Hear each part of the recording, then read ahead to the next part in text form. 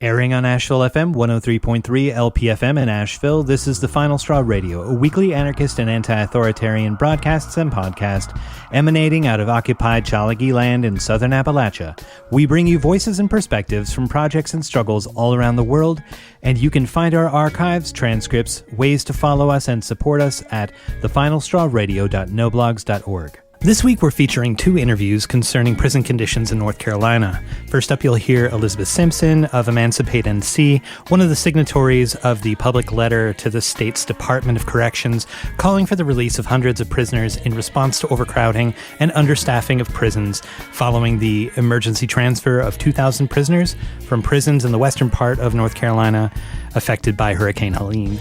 Then, Mona Evans of Benevolence Farm, a post-release residence and reentry program in North Carolina for people coming out of the women's prisons, talks about their programs, reentry, and some of the realities faced inside women's prisons in the state. To hear more on the topic, even though it was a bit of a time ago, you can check out our interview with Victoria Law about her book, Resistance Behind Bars, which will be linked in the show notes. I'm Elizabeth Simpson. I use she, her pronouns, and I'm an attorney and the strategic director of Emancipate NC. I'm in Durham, North Carolina. Cool. Thanks a lot for taking the time to have the chat. I appreciate it. Thanks for having us on. Oh, yeah. Could you introduce Emancipate NC to the audience? How did it get started? How long has it been around? What sort of advocacy or other work do you do? Sure. Emancipate NC is an organization that dedicates itself to helping the people of North Carolina free themselves from mass incarceration and other forms of structural racism. It was founded about 5-6 years ago, 2019, 2020. Myself and Don Blagrove, who's the executive director, worked to transform an older entity called Carolina Justice Policy Center into what's now known as Emancipate NC, trying to put forward more of a race-first narrative about what's going on with the courts and the prisons and the police and the jails in North Carolina, and the way in which it is a legacy of slavery and Jim Crow in North Carolina. It's an unbroken line of those systems oppressing people in North Carolina, particularly people of color, particularly Black people. So Emancipate NC does a variety of things. We do some legal work, we do narrative shifting strategies, and we do advocacy and community education. Can you talk a little bit more about that unbroken chain? Listeners who maybe don't have that perspective might say, well, what about white folks that are behind bars? What about indigenous folks that are behind bars? But my impression is that the argument that you're making does not exclude those other experiences. Could you kind of explain that a little bit? Sure. I think that what we see in North Carolina is that it's a state that founded on racist ideals, founded with an explicitly racist power structure. It was founded in a time when slavery was the law of the land, and it was founded to benefit only a certain class of people, and that would be, white men with money and property. And of course, it at that time was Black people of African descent who were enslaved in North Carolina. And after emancipation, after Reconstruction, after Jim Crow, there had been sort of gaffes towards righting those historic wrongs, but there's also always been a continuation of a system that's going to make sure there's a permanent underclass in North Carolina for the benefit of ruling people. And Black people have been the most particular subjects of that oppression. And of course, today it also captures other people as well. But without understanding that historic racist legacy, we don't think we can really understand the current system of mass incarceration and why it is so pervasive, why it touches everyone's lives so completely, why having the mark of being a felon, why being arrested, jailed, convicted is such a permanent mark on citizenship, and what function it plays in our society in terms of perpetuating ruling power and in terms of keeping a permanent class of people who are destabilized and just subject to coercive control at any moment. So I wonder if you could talk a little bit about this coalition letter that Emancipate NC participated in. Sure. So the coalition letter was actually 9 human rights organizations signed on, including the ACLU of North Carolina, Disability Rights North Carolina, Disability Law United, Forward Justice, the North Carolina Justice Center, North Carolina Prisoner Legal Services, the Southern Coalition for Social Justice, and the Wilson Center for Science and Justice at Duke Law School, and Emancipate NC. And this was a letter that, all of these advocates are people who work on mass incarceration issues in North Carolina in some form or fashion. And we all were united in the belief that the situation in the state prisons right now is untenable.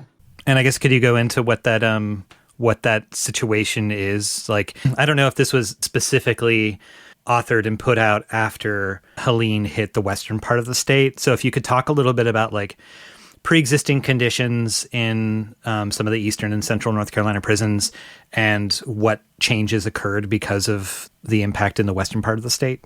We have a prison system in North Carolina that's already has too many people in the prisons. Whether or not you're someone who wants to abolish prisons altogether, I think there should be a consensus that there are too many people who are locked up. In particular, it is more people who are locked up than they have resources to take care of them. So that means they don't have enough correctional officers to monitor and keep these facilities orderly. They don't have enough medical staff to provide medical services to the human beings that they are incarcerating and that they're responsible for taking care of. They don't have enough mental health staff. They don't have enough programming. And those are not things that we're necessarily advocating that they add. What we're advocating is that they release people to reduce the pressures on the system. That it's clear that people don't want to work in prisons. They aren't applying to jobs as correctional officers. They aren't applying to be correctional doctors because these are inhumane systems that really harm anybody who participates in them. And so that's why you see that people are not applying for these jobs. They are not wanting to do this work because it is inhumane work. So that was already the status quo before Hurricane Helene hit the western part of the state. And when it did hit, there were 4 prisons in particular that were really badly impacted by the flooding and by the rainwater. That's Craggy Correctional, Western Correctional for Women, Avery Mitchell Correctional, and Mountain View Correctional. And those were all facilities that ultimately had to be evacuated, and all of the people who lived there had to be transferred to some of the facilities further east because those facilities were no longer livable at all. Now, there was an interim period of days where people were still in those facilities and they didn't have running water, they didn't have electricity, they didn't have access to clean food, toileting.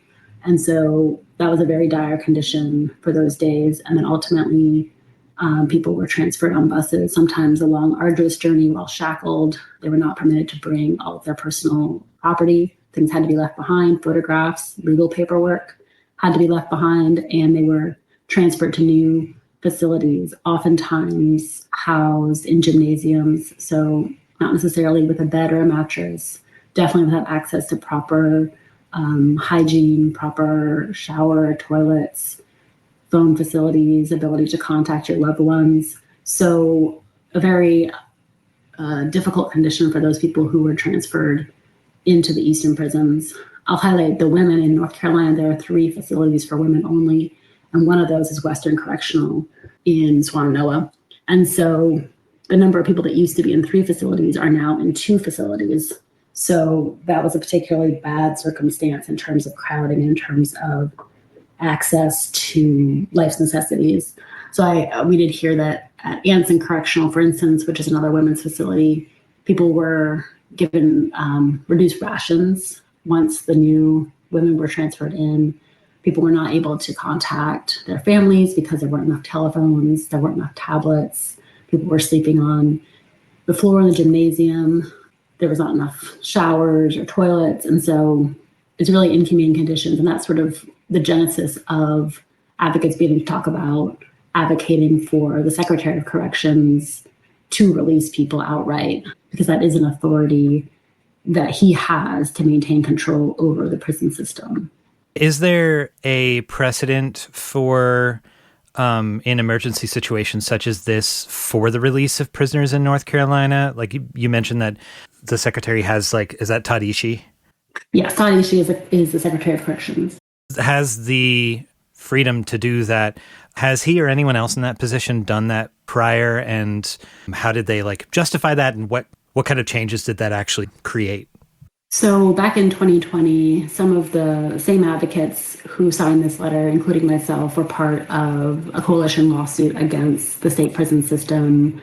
And that was related to the COVID-19 pandemic and the nightmare that caused inside really every congregate care facility, whether it's prisons, jails, nursing homes, wherever there are a lot of people living together. COVID was particularly dangerous because it would spread and there really was no way to keep it from spreading.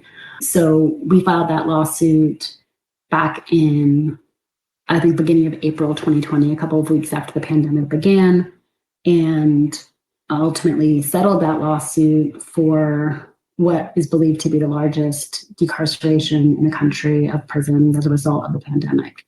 And that was in February of 2021. We settled for a reduction in population of 3,500 people, although ultimately nearly 4,500 people were sent home early as a result of that settlement. And there are a variety of mechanisms for sending people home, but the one that is solely within the Secretary's discretion is called extended limits of confinement. And that's a statutory provision that gives the Secretary the power to let people that he, quote unquote, trusts serve the rest of their sentence from home. So they remain incarcerated, they remain under the control of the state, but the location of their confinement is extended to their home. And of course, they have to qualify for that, you have to have a home to go to, you have to be what is considered trustworthy. So back at that time, they selected people who didn't have infractions, who were near release date anyway, who didn't have a crime against a person. They particularly looked at pregnant people who were over 65 as people who were particularly vulnerable to COVID. So I think the point of the settlement was twofold. One was to move people who were particularly vulnerable out of the congregate facility to safety, and the other was to reduce the density inside for those who remained. So that was a very successful measure. There were studies afterwards about whether there was any public safety impact of sending that many people home. There were also, at the same time, jails were reducing their populations, right? Police were using their discretion to not bring people that they arrested into jail, but rather to give them citations or just to use their discretion to let things go. And what was found with that as well as this is that everything was fine. There really is not the need to have the number of people locked away in jails or prisons that we're keeping right now. There's no public safety justification or rationale for that. There's some other rationale for that, whether it's control or whether it's money or whatever your favorite analysis is. It's not a public safety rationale to have that many people locked up. And in the context of a deadly pandemic, officials did consent to have people outside of those facilities.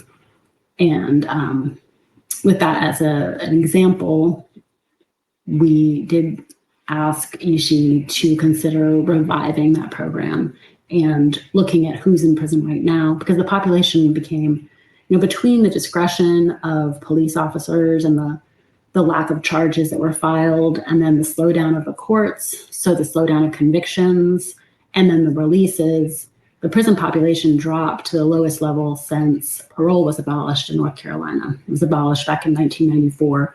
That was sort of the era of, tough on crime and really longer, more harsh sentences for crimes, less parole, less, discretionary releases, more firm sentences. And so it's gone up in the population since then. But we had the lowest population for a while after the pandemic. And it's been going up since then. And so, it's really at a level that is too much for the prison system to handle in terms from an administrative point of view. They can't hire correctional officers. They have vacancies of 30-40% in some facilities. They cannot provide good medical care to individuals. And this is a population that is getting older. So a lot of those people who were sentenced as young people in the 90s or early 2000s are getting older, and they've spent those 20, 30 years of their life in prison. So not getting good nutrition, not getting good medical care. And so they may be in their 50s or 60s now, but they're even older in terms of their profile for health needs. And I think the state is discovering how expensive that is. I think an interesting element of this, too, is that with the call for releasing more folks to home confinement, oftentimes these days that means reliance on private companies that are providing ankle monitors for a fee to the individual who's stuck in the house, and that like sort of shifts the cost of the person's caretaking to the family on the outside, including the cost of that, because now they're eating food out of the pantry. They're, living with other folks, so maybe they can do like childcare or whatever, but they might be limited in their ability to go out and look for a job or do any sort of employment at the same time. That sort of like complicates. Although, I guess it's up to people. Like if they'd rather like not be in an overcramped prison, that's a general positive, and putting them back in their household with their family or what have you seems like a healthier alternative. And then there's also and this is not a critique of y'all's public letter or the concept of decarceration, but after someone has been pulled out of the active economy, and been in the prison economy for decades, they often have these marks on their record that'll make it hard for them to get employment. They'll have complicated health problems that have been exacerbated by decades behind prison and all the stresses and dangers that are associated with that. And this sort of defers the cost of those things back onto the public and back onto already under-resourced portions of the community from which most of the incarcerated folks come from. That doesn't have to be necessarily what this letter is trying to address, either of those things, but I wonder if that's a thing that people who have been doing this advocacy work or people from the communities most impacted by mass incarceration or racialized incarceration have been talking through and trying to work through. Yeah, I think that's definitely something important to bring up, that it is going to shift the cost onto families and onto communities as opposed to the state. And that isn't quite fair. But at the same time, I think when we talk to people, they want to go home, their families want them home, their communities want them home. I think that more robust help would clearly be welcome, in the form of health services, in the form of food, job assistance, these kind of things, training. All these things are things that would benefit our communities and make them stronger. And yet, I think that our communities want to take care of themselves also, and would rather have their loved ones home and figure it out than have them locked up for the rest of their lives. So it's sort of an unfair choice to present to people who are in really bad circumstances. Yeah. So how can members of the audience amplify this call and engage with it and get involved with similar pushes for decarceration in North Carolina? Yeah, I think that it's always welcome to reach out to the decision makers. They're listed on the letter. The people who have the power to decide these things are, they're not elected officials, they're appointed officials, they're administrative officials. And I think they aren't necessarily always known to the public, but they exist and they can be contacted. I think there's a lot of organizations, all of these organizations that are listed on the letter, plus many more small ones. I know there are many, prison book organizations in North Carolina that do great work. In most communities I know of, there's some organization that does some kind of prison work, prison freedom work, and getting involved in learning about the stories of people who are incarcerated and, supporting them and their families is always worthwhile and welcome. Yeah. Well, thank you so much, Elizabeth, for having this conversation and making the time for the work that you do. Thank you for having Emancipate NC. The Final Straw is a proud member of the Channel Zero network of anarchist podcasts, and here's a jingle from another member of CZN. KiteLine is a weekly 30-minute radio program focusing on issues in the prison system. You'll hear news along with stories from prisoners and former prisoners as well as their loved ones. You'll learn what prison is, how it functions, and how it impacts all of us. Behind the prison walls, a message is called a kite. Whispered words, a note passed hand to hand, a request submitted to the guards for medical care. Illicit or not, sending a kite means trusting that other people will bear it farther along until it reaches its destination. Here on KiteLine, we hope to share these words across the prison walls. You can hear us on the Channel Zero network and find out more at kitelineradio.noblogs.org. If you want to support the Final Straw Radio, you can subscribe to our podcast via various platforms, follow, rate, and share our materials online, and learn more at tfsr.wtf. And if you'd like to fund our transcription work that allows for easier translation, more accessibility of content, and the zines that we produce from each interview, consider picking up some merch from us or making a one-time or recurring donation via PayPal, Venmo, Stripe, or LibrePay, or joining our Patreon to access early release content and other goodies via the links that you can find at tfsr.wtf/support. My name is Mona Evans. I am the Community Advocacy Director at Benevolence Farm. I use she and her pronouns. I am currently located in Burlington, North Carolina. I am originally from Detroit, Michigan. I always identify myself and describe myself as a mother of 3. Cool. Thanks for taking the time to chat and have this conversation. I appreciate it, Mona. I'm excited to hear about the programs at Benevolence Farm, but was hoping to hear some of what incarceration at a women's facility in North Carolina is like first, just to sort of like set the stage. Folks have reached out and mentioned that a lot of the conversations that we feature on the show tend to be focused on men's prisons and experiences in men's facilities. So I'm excited to have this. I wonder if you could speak as a formerly incarcerated person a little bit about your experiences of incarceration, how long you were inside, what sort of security levels or facilities you were at. Yes. So I actually had the pleasure I bounced around a lot because I was actually incarcerated during like the peak of COVID. So I bounced around from all 3 of the top women's maximum security prisons in North Carolina. So I started off at Raleigh. I got originally sentenced to a 4.5-year sentence in prison. I did about 16 months of that time in county. I was incarcerated in Union County Jail, which is right outside of Charlotte, I believe. I'm still learning North Carolina a little bit. But they shipped me first to NCDAP, and that's pretty much like the processing camp. That's where everyone starts off at. So I was there for about 7 weeks. I didn't get the chance to really go on the compound because you go through this like quarantine phase whenever you first when you first get incarcerated. And it basically is just kind of like you have to take all these medical tests. They do a lot of like mental health screenings. And then also they evaluate you as far as like what they consider if you're high risk, low risk, and that kind of determines on what security level you will go to. And then also what determines your security level too is what your crime was. So I had what you consider a violent crime. I had a voluntary manslaughter crime, which is a murder charge. So I was automatically, even though I didn't have a criminal record before, but I was deemed a violent criminal. So I was deemed as being high risk. So I was placed in maximum custody first.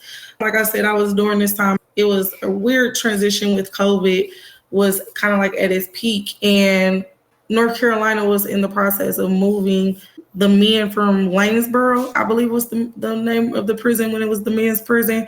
They were transitioning and moving the men from that prison so that they can have another medium custody prison for women in North Carolina, which is now considered innocent correctional, and it's in North Carolina. So they transferred us to Noose, which was temporary. I stayed at Noose for about a year. Noose is originally a minimum custody camp. I wasn't able to work or anything like that there because, like I said, it was just a weird transition with COVID. So there wasn't like any programs available to us anyways because of everything was kind of shut down on the outside world. So we were also following that in prison. After about 6 months there, they finally transferred us to Anson. And Anson was a medium security prison.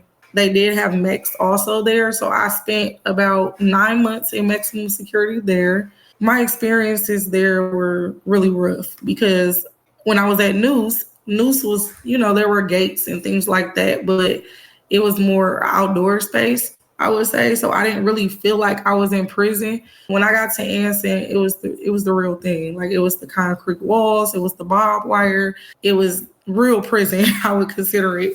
And when I got there, also because of COVID, and then plus like the transition with them getting women into prison and not trying to figure out like how to navigate that. Like, do they treat the women the same way they treated the men?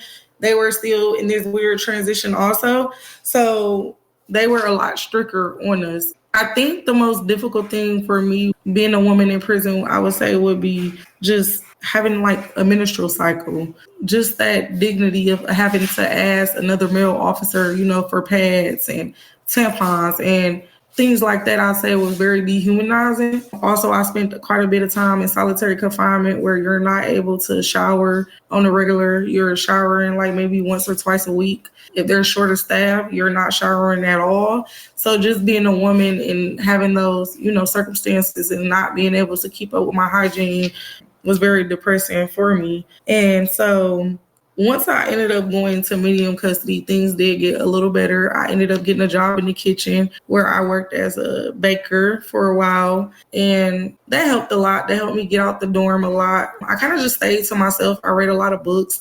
And as far as like experiences where I have like a lot of male cousins that's in prison, so I hear like a lot of stories about like a lot of violence with male officers and things like that. There were like maybe some fights and things like that, but women's prisons are a lot different than the males. There's really not a lot of threats as far as violence towards, staff and inmates. I would say I did see a few fights. I was also in a few of them, but it's nowhere near as violent as like the men's prison. Cool. Thank you. There's a lot in there. When you were talking about being in there at the height of COVID, at least at like Noose or Anson or whichever facility, like how was the administration dealing with the disease, with people getting sick? Like, were people being isolated into the yard, or was there like a longer quarantine when people were getting transferred from one facility to another?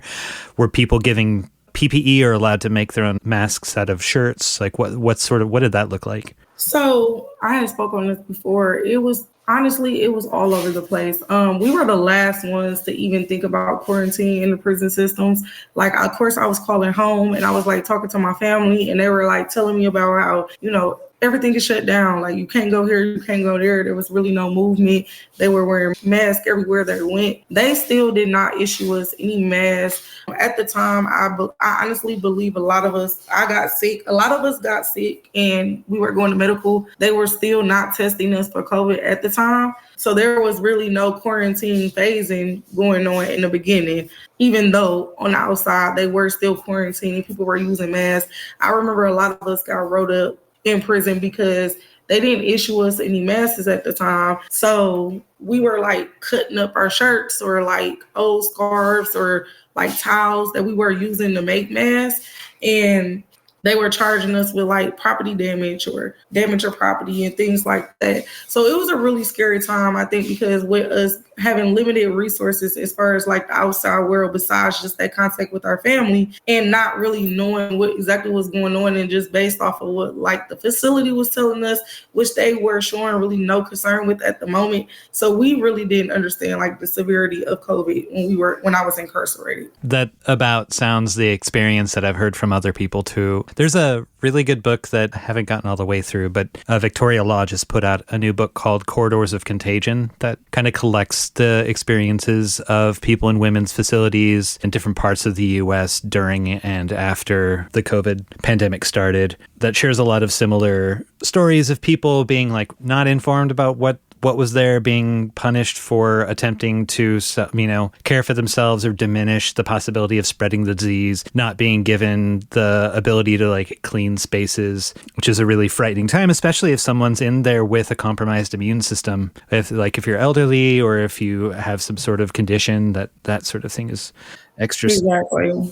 And then just the fact that, so once they did get to a point where the CDC came in and pretty much forced them, the CDC had all these rules also, so they enforced it in the prisons. So we were given masks. Our movement was very limited also. Like, we wasn't going outside at this time. I think for about, I would say almost 6 months, we didn't go outside when the CDC started handing down the rules as far as COVID. And then I think the biggest thing for me is when I first came to prison, prior to prison, I was diagnosed with a thyroid condition called Graves' disease. And this required me to go out. Like, I had to get blood drawn every so many weeks.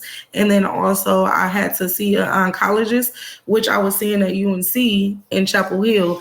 But once COVID came, that shut down. So I couldn't go outside the facility I was in for any outside appointments or anything. So my health suffered drastically because of that. You were in for long enough that the policies would have changed in the beginning steps of the pandemic would have like passed and stuff would have quote unquote like normalized back towards what they were before the pandemic started, right? Like, Yes. were you able to resume treatments and medical visitation to UNC and to other outside doctors after that? Yes. So 3 months before I got released is when everything kind of was like going back to normal. They were letting us back outside. I was sent out once again, like I said, for my doctor's appointment. Everything was starting to resume back to normal. Classes started to open back up also for, educational purposes. Other jobs was opened back up. And then also they were opening up the facility because pretty much they had us separated in each dorm. So like, for instance, they had because I worked in the kitchen, all the kitchen workers lived together, which I kind of thought was not a smart idea because when one of us tested positive for COVID, the whole dorm would be locked down. So there was all the kitchen workers. So that was really interesting also because the people you live with, those were the people you work with. And so we all was kind of like very relieved when those restrictions were let up because prison, you already have limited access to like outside and things like that. So just to gain those small privileges back was like a relief for everyone. So you mentioned some differences from people's experiences or understanding of what goes on in men's prisons, including like maybe a lower level of violence, endemic throughout it. Also like menstrual and like hygiene being handled by male guards being an embarrassing thing and not really, having like the capacity to cleanse yourself without going through this like step. And I think in one of the writings that you put on the Benevolence Farm website, you mentioned also just that like the ability to change your clothes, to be able to launder your clothing, to be able to like launder your sheets and everything being diminished. And some of that, I guess, probably would have been like when you were in solitary confinement too. Are there any other differences that you want to note that like the audience should be aware of between what their perception might be of what prison is based on men's prisons versus women's prisons? I just think when a lot of times, one thing I will say is men have a lot more program opportunities than the women's prisons do. Lots of different more educational programs. Like I spoke a little bit about how the Anson Correctional used to be Lanesboro Correctional, which was a men's prison. When it was Lanesboro, they had all of these classes like welding and, all these classes where people could use when they actually get out of prison, that they can use that in the community as far as finding a job. When it became the women's prison, they took away all those classes, which I really didn't understand because there are some women that, would enjoy doing welding. And if these are skills that individuals could actually utilize when they come home from prison, it should be equally distributed, whether it's a men's prison or a women's prison.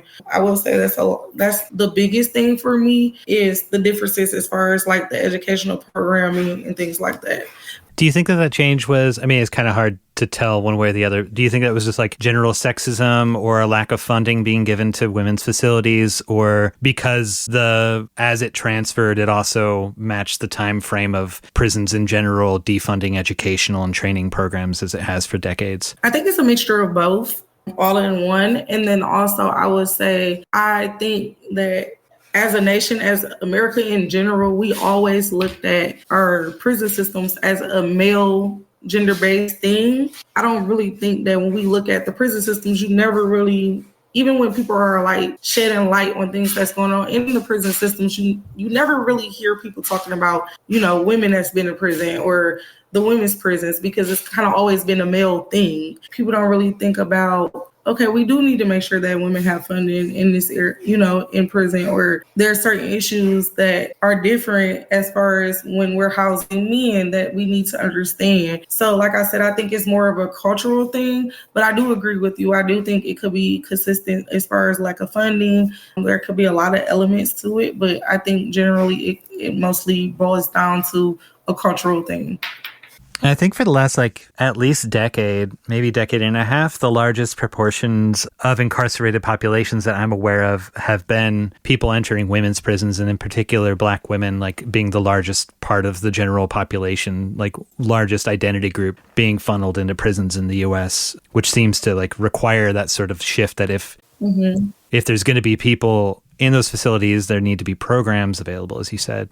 Yes, agree. And like when the war on drugs kind of started, a lot of more women were getting incarcerated. Even to this day, there's a very high number of women that's entering the incarceration system. So I think that if we take a step back as individuals ourselves also and kind of try to figure out, okay, hey, why is this happening? And then also a lot of these women are returning back to prison. What is the reasons why people are returning back to prisons?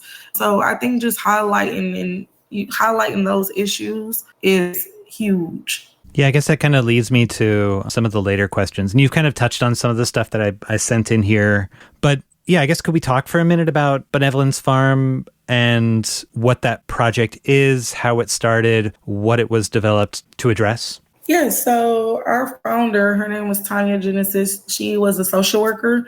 She worked in social work for a long time, and pretty much she started seeing a very high level of women entering into the incarceration system. And so she started talking to women, that was incarcerated, and was asking them about what did they need when they exited out of prison. And one of the top things that came up was housing and employment. So she wanted to create a program that provided that, but also like wraparound services that they would need also. And she wanted a program, like I said, that was completely designated and designed for women in general and their needs. So that's pretty much how Benevolence Farm kind of started. I originally heard about Benevolence Farm when I was incarcerated and realizing that I was also coming home to, coming up close to my release date, that I needed a program that would help me get on my feet. And I knew one of the things that I needed with me originally being from Detroit, Michigan, which when I was leaving prison, I originally wanted to go back home to Michigan. But because I was being placed on post-release, a 9 months post-release, I was denied to go outside the state. So I would have had to remain here in North Carolina. I didn't have any family members here in North Carolina. So I knew I needed to find a program that provided housing. But then also I kept thinking about, okay, what if I do find a program that provides housing? What about employment? I think I had a clue in the beginning when I was incarcerated how difficult it was going to be for me to find employment and things like that, especially with me now having a felony record. So I was kind of already thinking about these things when I was getting close up on my release date, and I got in touch with Benevolence Farm. So once I realized that they do offer housing and employment, I applied right away. Yeah, that's great. And it seems to offer a ton of different features for the folks that are going through it. Is Benevolence Farm self-funded? Does it take money from grants? Does it get government money? How does it work? So Benevolence Farm is a 501c3 nonprofit. Like I said, we offer housing and employment and wraparound services. We also have a social enterprise, which is a part of the residents' employment at the farm, where we make body care products and candles. We have 13 acres. So we grow lots of herbs and flowers that we infuse into oils that we put into our products. And so the proceeds that we get from our body care sales and our candle sales go to support the women's employment wages there. And so how do we get funding? We pretty much get by with donations. And like I said, our social enterprise. We do some government funding every now and then, but predominantly is donations from the community. Just out of curiosity, it seems like from the website's description and from people that have talked to and the way you've described it, it seems like a very special program. I wonder, how does it compare to transitional housing for other people that either A, don't get accepted into it? I imagine there's not enough spaces for all the people that are trying to transition out of women's prisons. Yeah, so I really love this question because the farm has a very special place in my heart because for the fact that, like I said, they gave me a chance, and that was where I actually came home after prison. So I can speak firsthand on how the program works. For instance, just to be able to have that housing and employment expect right after incarceration is a huge deal. What sets us aside from other programs are when I was incarcerated, I was applying to a lot of different other programs on top of Benevolence Farm because, I was always thinking about, okay, what if I didn't get into this program? I still wanted to make sure I had my options open. The issue I was running into with the other programs were most of the programs provided like maybe 90 days that you can stay there as far as housing, but they didn't offer employment. So that's what set us aside. At Benevolence Farm, residents have the autonomy to stay there for up to 2 years. Also, what I really like about the program is we're always adding new programs on for individuals in the community also. And then it's not more so a structural environment. Like most programs have rules. Benevolence Farm is more based off of an individual case-by-case base. So when residents come into our program, we specifically sit down with them, figure out what their needs are, and we meet them where we are, which is, I think, very important. Then versus you having a program where there's all these rules, because sometimes that program, it doesn't fit for everyone. So to have a program that is designed just for an individual in general is awesome for me, I would say. And you said that you describe yourself as a mother of 3. You're the family, or at least on the website you were listed as the family reunification advocate. Yes. Can you talk about this bonding family program that you created and the alternative that it presents to other transitional housing? Like, I was really surprised to read that the housing at times includes families of folks released from prison, not just folks getting out themselves. And in the kind of society that we live in, so much care work, like intergenerational care work, falls on people who are coming through women's prisons. So this seems like a really important part of like protecting the social fabric, as well as like reducing recidivism and all these other really important things. Yeah. So like I said, when I came to the program, my children were with family, and my goal from after incarceration, of course, was to reunite with my kids as soon as possible. I knew I could not do that without housing and employment and just a support system in general. I always share with individuals that being separated from my children was very hard when I was in prison, but reunifying was even harder. The reason why I said that is because when you're coming home from prison, you have all these obstacles and challenges already in your face. You're now a felon, you have this stigma on you, and then on top of you having this stigma, you're having a hard time with finding housing, you're having a hard time with finding employment. So when I was in the program, like I said, when I got there, I was offered housing and employment. Once I realized that, I wanted to get my kids back. And at this time, my son was in a situation where I kind of needed to get him back immediately. So I started looking for jobs in the community.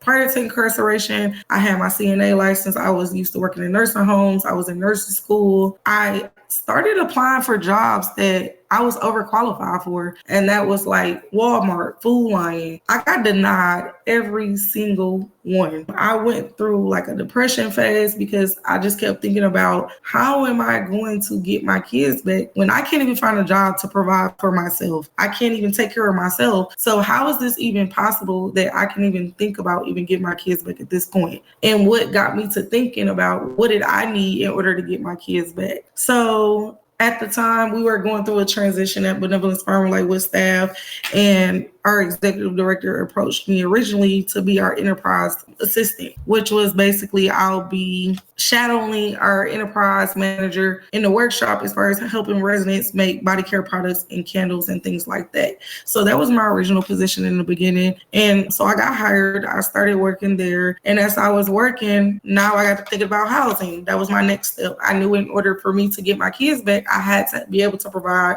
safe and secure housing for them. I ran through a lot of my savings by applying for various different programs through rental properties, whether it was a private landlord, property management companies, and I got denied a lot, and also went through a lot of my savings with application fees that that wasn't refundable, basically. So I eventually ended up getting into an apartment that was still kind of skeptical about letting me rent because of my prior conviction with the violent crime on top of that.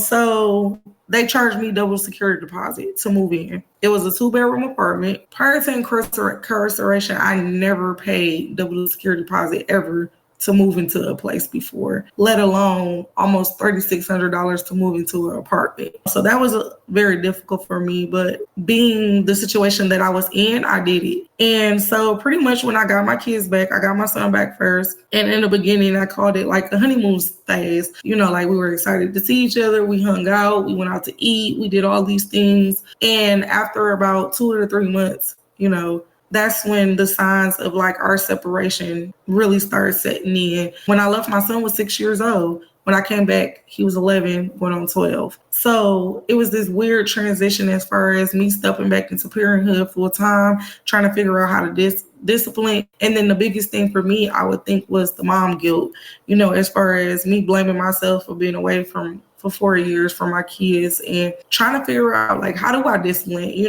I felt that I didn't want to be too hard on them because I was away from them for all this time. So I found myself trying to, like, make up for lost time, if that makes sense. And then also I was having this really hard time, like I said, with the parenting aspect. So I started trying to insert myself as far as, like, the PTA groups at my kids' school. And once they realized I had a criminal record, I stopped getting phone calls and, like, the invites to the dinners or, like, to the mom meetings and things like that.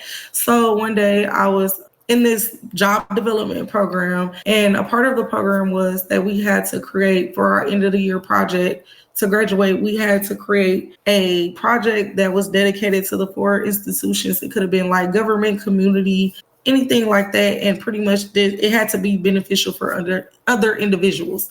So because I was already working in a space where I was working with formerly incarcerated individuals, I was formerly incarcerated with myself.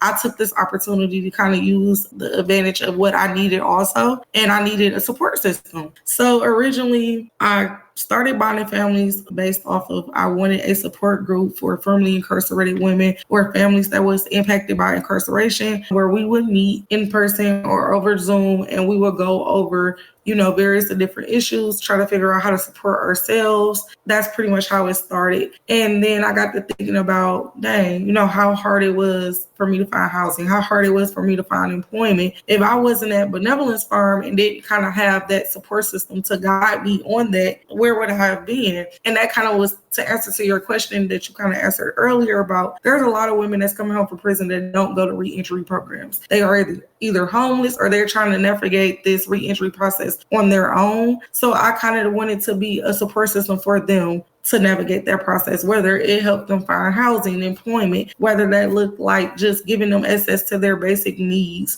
or connecting them to resources as far as how to get an ID, how to fill out food stamps. I understood, because I went through the situation, how imperative those things are. So I wanted to design a program designated just for that. All the examples that you've given about how difficult systematically it is for people that are transitioning out of prison to be able to get on their feet if they don't have existing supports, like getting charged extra for, not having saved money for the last few years, because if you got a wage on the inside, it was very low, and not being able to necessarily pay like a double deposit on an apartment. But also my understanding is, like, if you've got a felony, you can't apply for food stamps, you can't apply for public housing, you can't apply for all these other program, like federally available and probably state available programs that other people are able to, which is at such a time that it's so important for someone to be able to have those supports, right? Yes. Does North Carolina have the box on employment and housing applications, or has North Carolina banned the box where they ask if you've been prior convicted of a felony, what the nature of it is? So they do have banned the box here, where you don't have to disclose, but they still do background checks. So that's where I was kind of running into issues at, because a lot of the applications I were filling out, they didn't have that on the actual application, but they still do they would still run a background check and a credit check when you apply for these different entities. And then I think also a huge barrier is when you have someone coming home from prison, my main thing was, especially with housing, they were asking for like 3 times the rent or, rental history. If you have someone that's been incarcerated for 15 years, the only rental history they're going to have is the Department of Corrections. I wouldn't have any rental history, for anyone to pretty much vouch as far as what type of tenant I am. And so those were huge barriers for us. And then I just kept thinking about, too, like I said, the dynamic as far as women that go to prison, 80% of them are mothers. And prior to incarceration, most of them were the predominant caregiver in the home of those children. And a lot of women, when they come home from prison, that's the first thing they want to do is get their kids back, and just not knowing their rights as far as when they do get sentenced, do they sign their rights over? That was also a very huge deal to me also. And then, like I said, the biggest thing is just being able to choose where they wanted to live in the communities they wanted to live. And that's why we kind of, through the Bonded Families program, refunded our Housing First program. in which we help individuals find housing, and then also we pay their security deposits for them to get into housing. Yeah, that's amazing. That's so many barriers that you're helping people get past just by doing those things. Does Benevolence Farm in some ways through that program then act as, maybe not literally, but a cosigner sort of to the lease of individuals that are applying for housing who might get those double fees or that extra fees, or does that, like, having Benevolence Farms on there, can that help decrease the amount because there's some official nonprofit that's standing alongside of the person that's applying for housing? Yes. So Benevolence Farm actually had this funding. They had a grant for a while that was kind of just sitting there where we didn't really have a real initiative to kind of use the funding for at that time. And when I first started bonding families, and the first mother that I had was actually this was a very personal client of mine because of the fact that we were actually incarcerated together. I knew her personally while we were incarcerated. She was like a mother figure to me also when I was incarcerated. And once she came home after doing a 16-year sentence, her record should even been on her, showing up on background checks, but she was still being denied housing. She was also caring for an elderly grandparent of hers on top of her kids, and she was being denied housing. And they were offering her, when she finally found housing, there was that barrier of double the security deposit. So she had reached out and was talking to me about it one day, and I went to our executive director and kind of was just venting my frustrations on, I didn't understand why people was charging double security deposit and, in XYZ. And she informed me like, hey, well, we have this funding set aside and, we really don't have an initiative to use it. Let's try and see how it works. So once that happened, it kind of spread it like wildfire. We had numerous of people reaching out. So originally our Housing First Fund was a Benevolence Farm. It's a Benevolence Farm program. Bonding families, even though I am the founder, I am still operating under Benevolence Farm, if that makes sense. They're more so a sponsor for bonding families. I also noticed on the website that y'all collaborate with Down Home NC. There's a program, a bail fund that you co-operate with them called We Are Down Home. Yes. For listeners who remember, back in 2020, I think I spoke with some folks from Down Home NC about organizing in what they called No Chance Elements. Can you talk about what role you see cash bail playing in conviction rates and like family destabilization, and how does that play out across how power is distributed along class and race and gender experiences? Yes. So the bail fund was originally started from Down Home. Benevolence Farm, we are running the bail fund right now. But pretty much the bail fund was put in place because we were noticing a lot of individuals, underprivileged communities, were sitting in jail on very low level crimes. And because they had, a bond the family wasn't able to pay for, they were just sitting there. And this caused more harm than good because a lot of individuals were losing their jobs, losing their homes over a $200, $300 bond. And so that was kind of what the bail fund was put in place for. So we pay up to $2,000 for individuals to get home. And like I said, it's mostly very low level crimes, misdemeanors.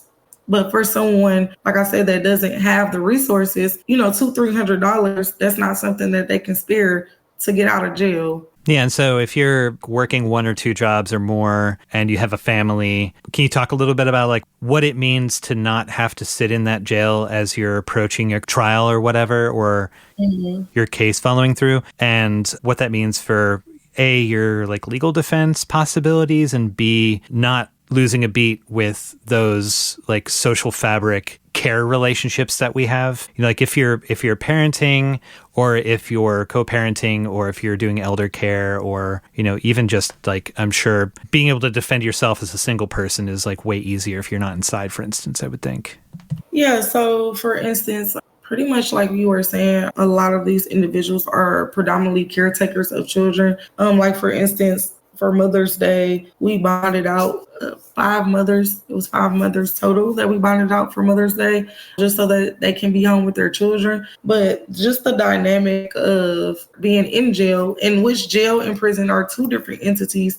I just wanted to flag that jail is pretty much where individuals are sitting on either pretrial or they are accused of a crime. They have not been convicted yet. So in a lot of these cases that we're bailing individuals out, like I said, they are very low level misdemeanors.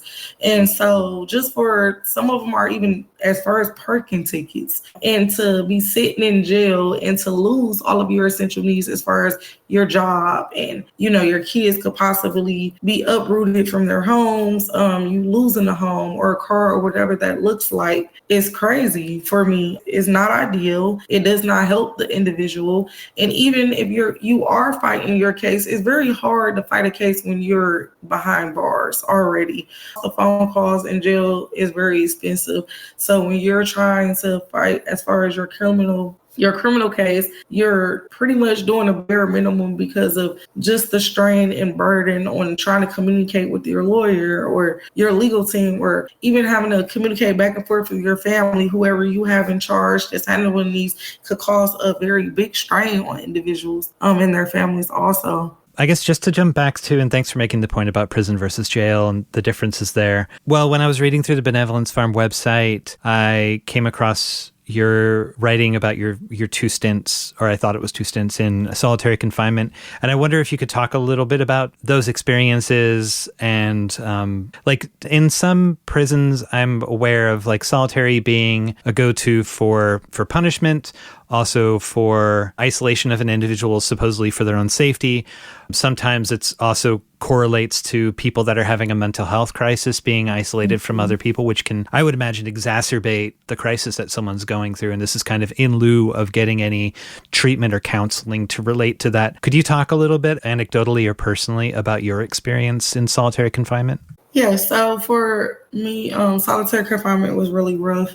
Just for the fact, prison for individuals individual that's never been incarcerated before, just going into the prison system and, all this structure and rules, and that was already hard for me. When you go to solitary confinement, it's even worse. So solitary confinement is pretty much, you summed it up, individuals go, it's a form of punishment. It could be for your own protective safety, or it could also be for mental health issues. I went a lot because of punishment, for punishment reasons. And the longest I did was 46 days in total in solitary confinement. And the hardest thing for me would have been the hygiene part. You're in a cell that's about the size of a box. It's really small, that you can pretty much stretch your arms out. You do not come out of that cell. You're locked down 24 hours. Where I was, they did allow us to go outside, but our outside was not typically what the yard would look like if I wasn't in solitary confinement. For instance, in solitary confinement outside, they actually have you go out significantly early, like 4 o'clock in the morning. You're also in a dog kennel. If you actually seen what an actual dog kennel looks like, that's what your outside is. You're locked up in a cage outside. When you are transported to showers, you're handcuffed, you're put in the shower, you're locked in the shower. You have about 3 to 4 minutes to shower and do what you need to do, and you're immediately placed back in that cell for 24 hours. Also, when you're in solitary confinement, you don't have access to a lot of your belongings that you would have if you were on a regular unit. So that looks like you can't have a lot of your pictures, a lot of books back there, certain hygiene products. You're limited to what you buy also in canteen. So you're totally dependent on the 3 meals a day that the prison feeds you. Dinner time at NC Correctional was distributed at 5 o'clock. That's the time that we ate. And half of the time the food wasn't edible, so I didn't eat a lot of food. So I was really hungry also. But I would say the worst thing for me was just experiencing being on my cycle in solitary confinement. You have one day that you wash a week. You're very limited on what you bring, like I said, to solitary confinement. And so you had a limited of clothing that you have. You have one sheet, one pillow, one bedding. And when you're a woman and you're experiencing your monthly cycle, sometimes you have heavy flow, sometimes you have a light flow.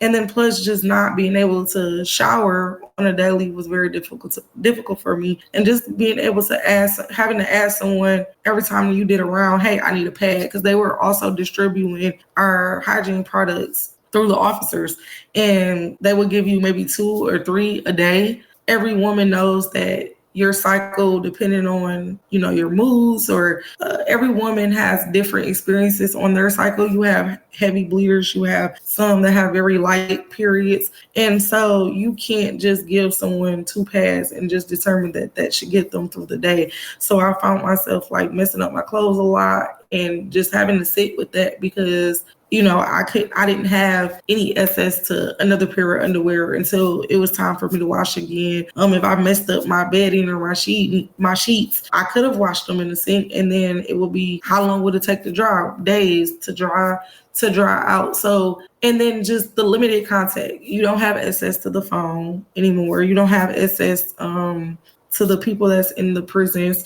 So you can't talk to other inmates. You're isolated to the finest. So a lot of times when people go to solitary confinement, for me, the first couple days, I slept a lot. I read as much as I could. But after about, I say 10 days is when reality started setting in. I found myself I started getting bored. Your body kind of starts cramping up because you're kind of just laying there pretty much not doing nothing. You're not really moving around. And then also just that communication barrier, not being able to communicate with my family, not being able to talk to my kids on a regular. You're only able to write. So that was very difficult for me, because you have to wait till they pick up the mail. They got to take the mail down to the mail room. Sometimes they didn't get there on time, and I will go 2 to 3 weeks without any mail from my family. So I think the isolation process, and like I said, the whole dehumanizing as far as hygiene, was horrible for me. I actually was diagnosed with anxiety and PTSD once I got to prison. And being locked up in solitary confinement made that even worse. Just for the fact, like I said, I was very isolated. I started, after a while, I wanted human contact. I wanted to talk to another individual. I was craving for that attention. And for someone with a mental health issue, isolation is not a good thing, especially that type of isolation. Yeah, and there's all sorts of like international laws against extended use of isolation as a form of torture, and it's recognized internationally as cruel and unusual, but it's pretty par for the course in the U.S. system. Were there any like counseling or mental health or addiction or other sorts of resources available to you when you were inside of prison? So there were. It was just kind of limited. So what I mean by that is, like I said, I was incarcerated during the peak of COVID. So a lot of programs that they did offer when I first came to prison wasn't offered because of the transition with COVID. Once things did kind of get back to where they were, pretty much the mental health support was mental health meds, of course. I've never been the type of individual. I had a dad that was addicted to first crack cocaine and then heroin. So I always been kind of afraid to kind of, experiment with whether it's prescription drugs or any drugs in general, just because of that. And so I was very skeptical as far as like the mental health medications that they put me on. I went through like various different mental health meds when I first got to prison, and a lot of times I didn't like the way they made me feel. I was having a lot of different side effects. As far as mental health counseling, whenever you're on mental health meds, it was mandatory that you do one session a month with your prison psychiatrist or your mental health doctor that should just kind of go over, the mental health meds that you're on, the side effects and things like that. I would have liked to see more mental health support revolving around, trauma-based issues, if that makes sense. Unfortunately, I did not get to experience that. I'm not even sure if they have it now, since I came home, but that was something I would want to see. And as far as, actual drug treatment and things like that, like I said, I was in the peak of COVID. So a lot of those programs wasn't active. They did have like NA and AA programs. Are there any things I didn't ask about that you feel like burning to talk about? right now in terms of your experience or in terms of the programs that you're working with? I think we pretty much covered everything. A lot of things that we covered, like I said, I'm still actively doing a lot of advocacy work, women's rights in prison, restoring women's rights in prison as far as like their dignity when it comes to like hygiene. Also, I'm still advocating for fair housing and employment for formerly incarcerated individuals. And then also, like I said, just creating support systems for women coming home from prison as far as supporting them through their reentry journey. There's the website for Benevolence Farms. Like, do you have a web presence that you want to point people to separate from that? Any social media or any other resources that you want to shout out, maybe for people that are supporting people coming out or who are coming out themselves? Yeah, so there's a lot of organizations that, I really enjoy. Like Arise Collective is also like another reentry program. They're located in Durham. They offer housing. They're a housing reentry program for women. Down Home is a really good organizing program for individuals if they want to get into like advocacy work and things like that, or learning about politics. That's a really dope organization I really like. Also, Forward Justice is doing like some amazing things they're working on. They're the ones that kind of help with as far as making sure that people like myself have the right to vote. I just recently went and voted, was that on Saturday, which is really huge also. And then what else? I think that's about it for right now. Yeah, Miss Mona, thank you so much for having this chat. I really appreciate it, and the work you're doing is amazing. And now some words from anarchist prisoner Sean Swain. Let's talk about government. Not this government or that government or what kind of government is better or worse, but government with a big G, government. The existence of government. Poor deluded hierarchs argue that we need government. Having a government is not a luxury, but a necessity. We need it. Can't do without it. Government must exist to accomplish for us those things that we cannot do for ourselves. Are you with me? There's going to be a test at the end of this. So put down those cheese puffs and put on some pants. Poor deluded hierarchs for the last 8,000 years have been presenting the same general argument. Government must exist to accomplish for us those things that we cannot do for ourselves. So before we go further, let's unpack that a little bit.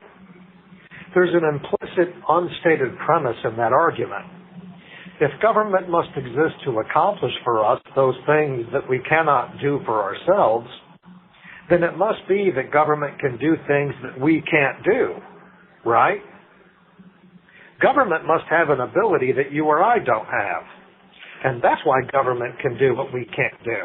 And that's why we need it. But is that true?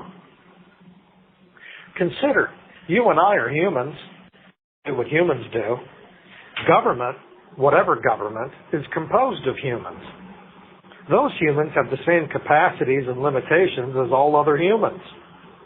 So if you and I get elected and we join the government, do we have some kind of magical powers bestowed on us that we didn't have before? I don't think we do.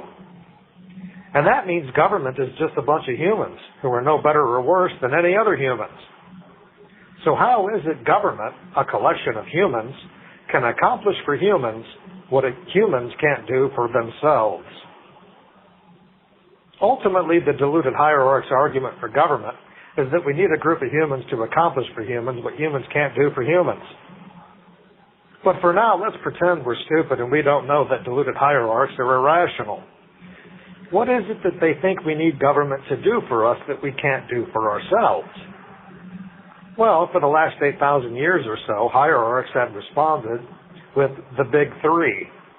The big three are common defense, roads, and schools.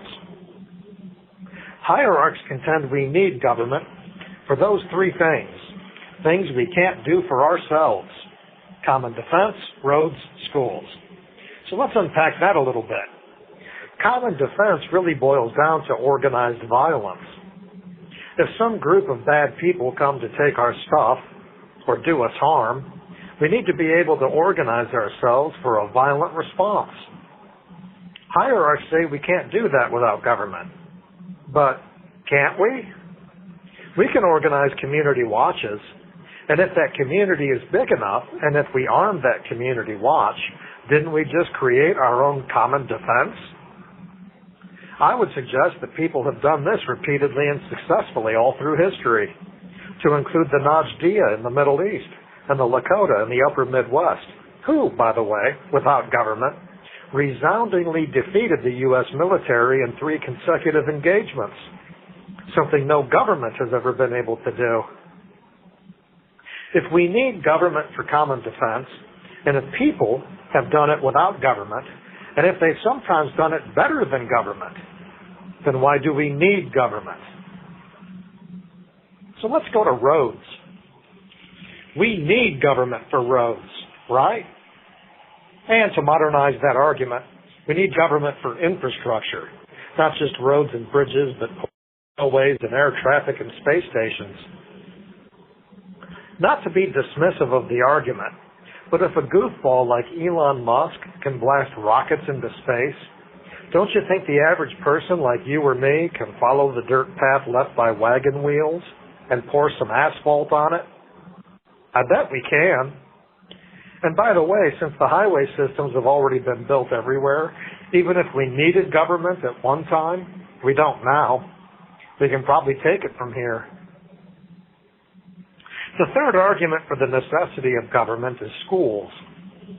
We now have private schools, homeschool. We've got an internet.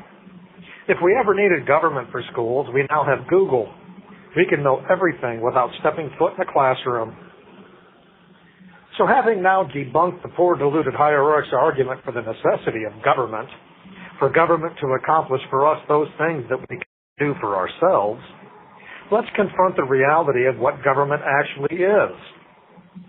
Government exists to do to us what we can't do to each other. If we were to establish common defense without government, we'd need people to do it willingly. We'd need them to agree with our cause.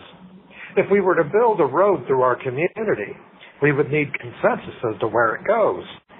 If we were to establish a school, we'd need general agreement about the curriculum. Government exists to circumvent persuasion and consensus. Government compels. Government gives an order. Charge that hill. The road goes here. This is the approved textbook. Government can do to us what we can't do to each other. It can compel. It can control. Government isn't a benevolent force for good. It is simply a force.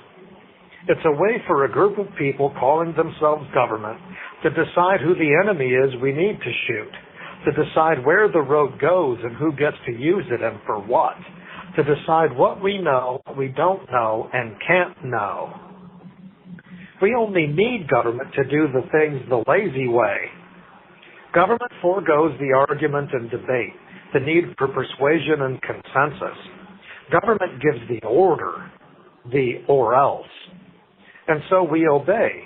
We relinquish personal autonomy and power and let someone else exercise that power over us. Along with that power, we divest ourselves of responsibility. Government, the lazy way. So, is it really any wonder that on a long enough trajectory, government lurches toward fascism? Just something for you to chew on. This is anarchist prisoner Sean Swain from the Super Duper Uber Mega Ultra Hyper Turbo Multi Maxi Max in Youngstown, Ohio. If you're listening, you are the resistance. You can still write Sean at his new old new again address at Sean Swain number A243205 OSP Youngstown 878 Coatesville Hubbard Road, Youngstown, Ohio 44505. You can find his past writings, updates on his case, hear his past audio, find out how to get his books, plus ways to contribute to his legal defense fund at SeanSwain.org. This is The Final Straw Radio. This show will later be archived at thefinalstrawradio.noblogs.org, and you can email us with questions and suggestions at thefinalstrawradio@riseup.net or thefinalstrawradio@protonmail.com. If you'd like to use any episode for your project or radio show, feel free to do so. Just send us an email to let us know.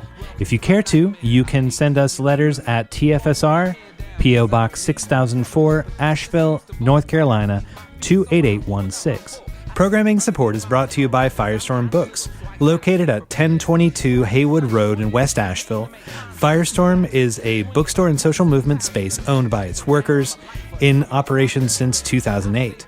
Their event calendar and complete catalog of books can be found online at firestorm.coop.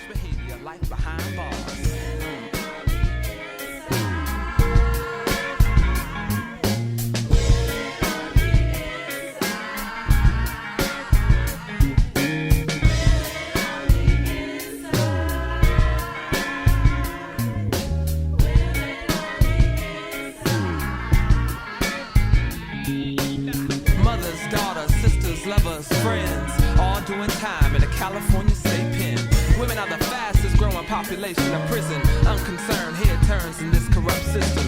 Their souls are lost and their bodies are violated. Many prison guards contribute to this horrible fate. Rapes and beatings, mistreatments are ignored. Medical needs are compromised and so much more. Many women are locked up for misdemeanors or petty crimes. Get caught up in some trouble, get added some more time. Drug addiction, abuse and lack of education, symptomatic of this disease we call incarceration. Nowhere to run, nowhere to hide. It's a day in the life for the women on the inside.